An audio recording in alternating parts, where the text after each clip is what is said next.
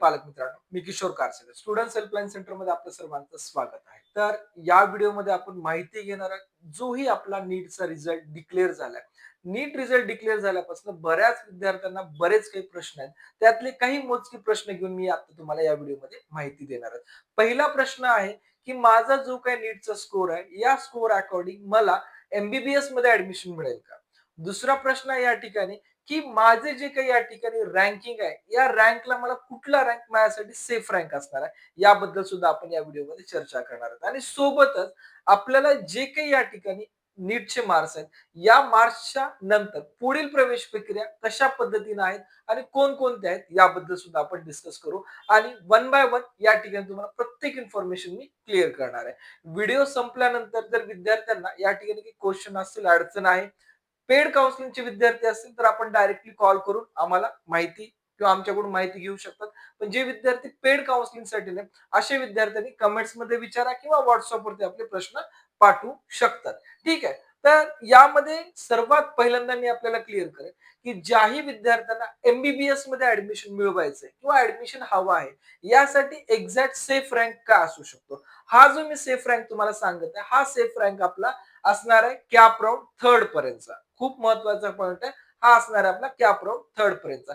जे विद्यार्थी stray vacancy किंवा अदर दॅन स्पॉट राऊंड साठी या ठिकाणी वेट करत असेल, तो रँक यापेक्षा बराच जास्त असू शकतो. यामध्ये सेफ हा शब्द काय की काही जरी परिस्थिती आली तर या रँकच्या विद्यार्थ्याला ऍडमिशन मिळणारच, हे या ठिकाणी मी तुम्हाला क्लिअर करत आहे. आणि या ठिकाणी ज्याही वेळेस आपले एनएमसीच्या मार्गदर्शनाअंतर्गत जर महाराष्ट्रामध्ये अजून नवीन एमबीबीएस कॉलेजची स्थापना झाली तर त्यावेळेस हा मेरिट बाय डिफॉल्ट या ठिकाणी वाढला जाऊ शकतो. तर सर्वप्रथम आपण माहिती घेऊ कॅटेगरी वाईज. यामध्ये आपण ओपन म्हणजे जनरल कॅटेगरीचा जर आपल्याला गव्हर्नमेंट कॉलेजमध्ये जर सिक्युअर ऍडमिशन घ्यायचं असेल तर आपला रँक या ठिकाणी 45,000 पर्यंत असेल तर आपल्याला ऍडमिशन मिळणं कन्फर्मच आहे. याच्या जर पुढे असेल तर आपल्याला पुढील राऊंडसाठी या ठिकाणी वेट करणं गरजेचं असू शकतं. आता या रँक मध्ये वाढ झाली तर किती पर्सेंट या ठिकाणी होऊ शकतं, तर या ठिकाणी वाढ झाली तर या ठिकाणी 48,000 पर्यंत जरी आपला रँक असेल तरी या ठिकाणी चालू शकतो. सेम ॲज महाराष्ट्रातील जे काही सेमी गव्हर्नमेंट कॉलेजेस आहेत, सेमी गव्हर्नमेंट कॉलेजचा जर आपण विचार केला तर या ठिकाणी आपल्याला 65,000 हा आपला सेफ रँक असणार आहे. पण एखाद्या विद्यार्थ्याला सेमी गव्हर्नमेंटचं ऍडमिशन शेवटपर्यंत थांबून जर घ्यायचं असेल तर हा रँक आपला 72,000 पर्यंत जरी आपण कन्सिडर केलं तरी हरकत नाहीये. ठीक आहे. नेक्स्ट आहे आपला ओबीसी. ओबीसी जर विचार केला, ओबीसी साठी या ठिकाणी 50,000 हा तुमचा सेफ रँक आहे. आणि आपण या ठिकाणी सेमी गव्हर्नमेंटचा विचार केला तर हा रँक आपला जवळपास आपण विचार करायला 78,000 पर्यंत जरी गेला तरी काही अडचण येणार नाहीये. सेम ॲज आपण ओबीसी मध्येच आपण या ठिकाणी NT2 आणि NT3 या सुद्धा कॅटेगरीला आपण सेम ॲज जर रँकिंग मध्ये ठेवलं तरी सुद्धा या ठिकाणी काही अडचण येणार नाहीये. नेक्स्ट आपलं ईडब्ल्यूएस. ईडब्ल्यूएस जर आपण विचार केला गव्हर्नमेंट कॉलेजसाठी या ठिकाणी 55,000 पर्यंत आपल्याला जर रँक असेल तरी चालू शकतं. पण महाराष्ट्रामध्ये जर आपण ईडब्ल्यूएस ची परिस्थिती पाहिली असता, हे बराच म्हणजे लहान प्रमाणात कॅटेगरी प्रवर्ग ईडब्ल्यूएस मध्ये शिल्लक आहे. त्यामुळं हे रँक यावर्षी मला असं वाटतं, इंडिव्हिज्युअल बोलेन मी, 58,000 पर्यंत सुद्धा जायला हरकत वाटत नाहीये. ठीक आहे. नेक्स्ट आपण पाहूया. आता यामध्ये ईडब्ल्यूएस सेमी गव्हर्नमेंट हा विषय येणार नाहीये. नेक्स्ट आपला एसीबीसी. एसीबीसीचा विचार केला तर या ठिकाणी आपला जसा ईडब्ल्यूएस आहे सेम ॲज आपला एसीबीसीचा या ठिकाणी मेरिट राहणार आहे, तो म्हणजे 55,000 पर्यंत आपल्याला असू शकतो. आणि या ठिकाणी वाढ जरी झाली तरी या ठिकाणी 57,000 पर्यंत होऊ शकतं. नेक्स्ट आहे आपला एसीबीसी सेमी गव्हर्नमेंट. यामध्ये जरी विचार केला तर हा रँक जवळपास नाही म्हटलं तर आपण जरी पाहिला तर 83,000 पर्यंत या ठिकाणी जाऊ शकतो. नेक्स्ट आपला बीजे आणि NT1 कॅटेगरी. ठीक आहे. तर या विद्यार्थ्यासाठी 70,000 पर्यंत रँक जाऊ शकतो. वाढ जरी झाली तर या ठिकाणी 72,000 पर्यंत या ठिकाणी वाढ होऊ शकते. नेक्स्ट आहे एससी कॅटेगरी. एससी कॅटेगरी मध्ये आपल्याला 1,20,000 पर्यंत आपण विचार करू शकतो किंवा 1,25,000 पर्यंत आपण गव्हर्नमेंट कॉलेजचा विचार करू शकतो. आणि सेमी गव्हर्नमेंट आहे त्या ठिकाणी 1,70 ते आपण 1,80 जरी या ठिकाणी कन्सिडर केलं तरी काही अडचण नाहीये. Same as ST category. ST साठी गव्हर्नमेंटचा विचार केला 2,20,000 पर्यंत असेल, बी सेफ आहे.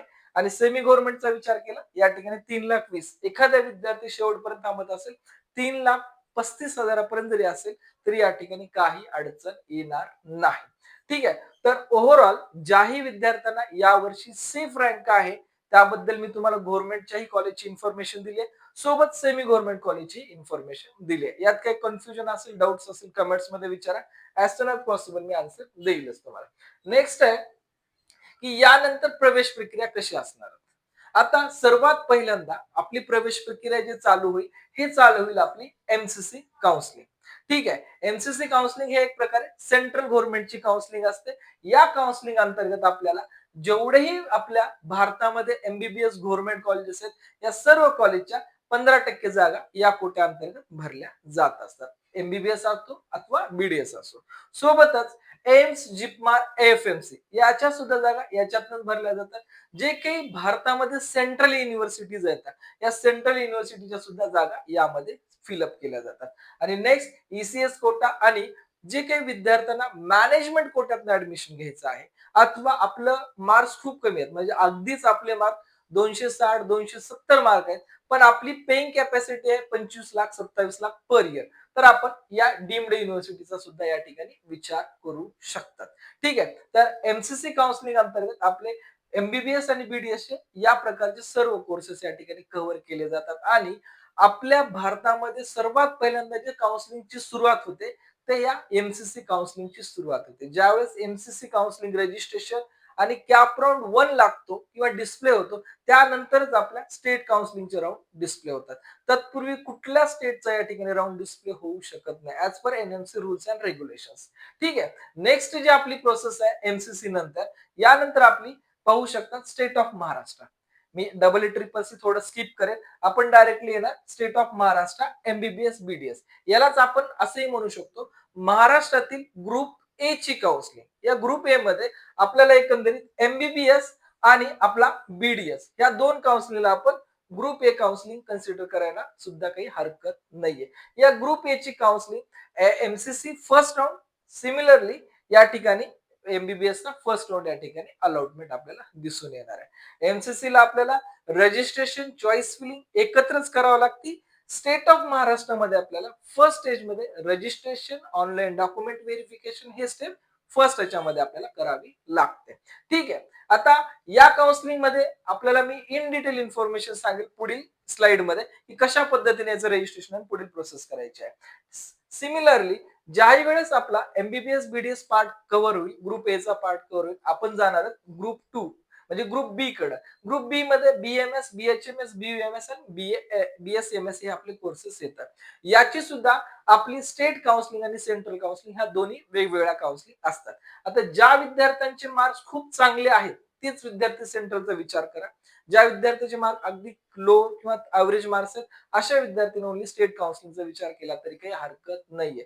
बऱ्याच वेळेस असं पाहण्यात येतं की माहिती नसल्या अभावी सेंट्रल काउन्सिलिंग करा, स्टेट काउन्सिलिंग करा, कर्नाटक करा, मध्य प्रदेश करा, तेलंगणा करा. लक्षात घ्या महत्वाचं यामध्ये आहे आपल्या मार्कानुसार आपल्यासाठी कुठली काउन्सिलिंग योग्य आहे हे आपण आपल्या मार्गदर्शकाला विचारा आणि मार्गदर्शक जो आपल्याला या ठिकाणी सजेशन देईल त्यानुसार आपण या काउन्सिलिंगची निवड करणं हे सर्वात महत्वाचं आणि योग्य असणार आहे. कारण आपले जे काही मार्क्स कॅटेगरी आहेत याचे सर्व बेनिफिट हे फक्त स्टेट ऑफ महाराष्ट्रामध्ये मिळतात. आपण कुठल्या जरी कॅटेगरी प्रवर्गात नसेल आणि आपण आपल्या राज्याव्यतिरिक्त दुसऱ्या राज्यात जाऊ तर आपलं प्युअरली ऍडमिशन ओपन कॅटेगरीमध्ये कन्सिडर होत असतं.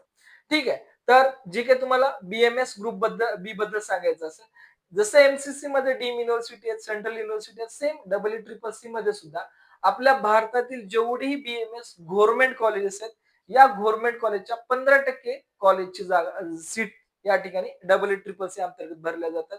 रिमेनिंग जेवढ्याही डीम्ड युनिव्हर्सिटी आहेत त्याच्या 100% जागा डबल ट्रिपल सी अंतर्गत भरल्या जातात आणि सेंट्रल युनिव्हर्सिटी आणि नॅशनल इन्स्टिट्यूट याच्या आपण पाहू शकतो. मेनली याही ठिकाणी ज्या विद्यार्थी जस्टच क्वालिफाईड आहे पण पेइंग कॅपॅसिटी 8 ते 10 लाखाच्या जवळपास आहे असे विद्यार्थी या डीम्ड युनिव्हर्सिटी मधून ऍडमिशन मिळवू शकतात. ठीक आहे. म्हणजे एमबीबीएस क्लिअर झाला सेंट्रल, बीएमएस बीएचएमएस सुद्धा सेंट्रल क्लिअर झाला आणि सिमिलरली आपल्या महाराष्ट्रातील ग्रुप बी मध्ये हा बीएमएस बीएचएमएस आणि बीयूएमएस हा पार्ट येत असतो. जसा इकडे फर्स्ट राऊंड नंतर आपल्या स्टेट ऑफ महाराष्ट्राचा राऊंड 1 डिस्प्ले होतो same as double triple C ज्यावेळेस राऊंड 1 होतो त्याच वेळेस महाराष्ट्रातील BMS, BHMS चा राउंड 1 ची अलॉटमेंट या ठिकाणी डिक्लेअर केली जात असते. एकंदरीत आपल्याला ज्या विद्यार्थ्याचे खूप चांगले मार्क्स आहेत MBBS साठी ऍटलीस्ट 580 मार्काच्या पुढे जर मार्क्स असतील तर आपण सेंट्रल काउन्सिलिंग जॉईन करायला हरकत नाहीये. त्याच्या बिलो असतील तर विचार करणं गरजेचं आहे. ठीक आहे. स्टेट काउन्सिलिंग मध्ये सुद्धा जर आपल्याला EEE मध्ये पार्टिसिपेट करायचंय ऍटलीस्ट आपले मार्क या ठिकाणी 450 पुढे मार्क्स असतील तर या ठिकाणी या काउन्सिलिंगचा विचार करा, तेव्हाच आपल्याला आउटपुट मिळू शकतं. आणि सेम ॲज आपल्या महाराष्ट्रासाठी सर्वच विद्यार्थ्यांनी रजिस्टर करायचं आहे. ठीक आहे, हे महत्वाचा पॉइंट आहे. नंबर आणि कोर्स आपण नंतर या ठिकाणी डिसाईड करू शकतो. मेनली जे ही MCC काउन्सिलिंग आहे, या MCC काउन्सिलिंगच्या ज्या स्टेप्स आहेत ते तुम्हाला स्क्रीनवरती दिसत आहे आणि सध्याचा एक मोटिव्ह आहे की आपल्याला नीट रिझल्ट नंतर कशा प्रकारे किंवा कुठल्या टाइपच्या काउन्सिलिंग प्रवेश प्रक्रिया याबद्दल मी डिस्क्राईब केलं. पुढील व्हिडिओमध्ये MCC काउन्सिलिंग कशी असणार आहे, त्याच्या स्टेप्स कशा असणार आहेत, यामध्ये कशा पद्धतीने आपल्याला चॉईस मिळवता येतात, प्रोसेस काय, डॉक्युमेंट्स काय, याबद्दल सुद्धा मी डिटेल इन्फॉर्मेशन तुम्हाला पुढील व्हिडिओमध्ये देईन. Same as state of Maharashtra 85% counselling कशी असते याबद्दल सुद्धा माहिती देईल. एक महत्वाच्या अजून या ठिकाणी इन्फॉर्मेशन देईल. जेव्हा आपण महाराष्ट्र स्टेटचं रजिस्ट्रेशन करतो मेडिकल प्रवेश प्रक्रियेसाठी, हे रजिस्ट्रेशन आपलं अगदीच MBBS, BDS, BMS, BHMS, BUMS आणि मेडिकलला जे नीट अडल्ट जे कोर्सेस आहेत, या सर्व कोर्सेससाठी एकच रजिस्ट्रेशन असतं. पण ज्याही वेळेस आपण सेंट्रल काउन्सिलिंगचा विचार करू, MBBS, BDS हे वेगळ्या MCC वरती रजिस्ट्रेशन आहे, स्टेटमध्ये वेगळं आहे. ज्यावेळेस आपण सेंट्रल BMS, BHMS चा विचार करू, EEEC चं रजिस्ट्रेशन वेगळं आहे आणि स्टेटचं रजिस्ट्रेशन वेगळं आहे. ठीक आहे, म्हणजे पुढील प्रवेश प्रक्रियेचा एक इन शॉर्ट तुम्हाला सारांश मी सांगितला आहे. पुढील व्हिडिओमध्ये प्रत्येक प्रोसेस बद्दल आपण इन डिटेल इन्फॉर्मेशन घेऊया की जेणेकरून आपली जेवढीही प्रवेश प्रक्रिया या सर्व प्रवेश प्रक्रियेच्या सुरुवातीपासून end of the admission day पर्यंत आपली माहिती वेळोवेळी आपल्या चॅनलवरती उपलब्ध होणार आहे. ज्याही विद्यार्थ्यांना आपली पेड काउन्सिलिंग जॉईन करायची आहे, स्क्रीनवर जे नंबर आहेत त्या नंबरवरती आपण कॉल करून जॉईन करू शकतात. ज्याही विद्यार्थ्यांना आपले मेडिकलचे हँडबुक्स हवेत की ज्या हँडबुक मध्ये ओव्हरऑल पूर्ण मेडिकल काउन्सिलिंगची माहिती दिली आहे, असे विद्यार्थी स्क्रीनवर दिलेल्या नंबरवरती कॉन्टॅक्ट करून मेडिकलची बुक उपलब्ध करून घेऊ